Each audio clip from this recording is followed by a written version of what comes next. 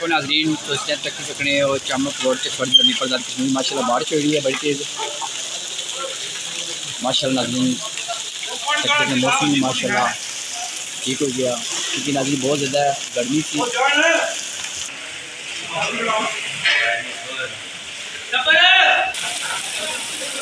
नाज़रीन रक्षा ही माना साफ होना पे बारिश की वजह तक सकने हो सवेला तो आया सी फिर हम दोबारा साफ होना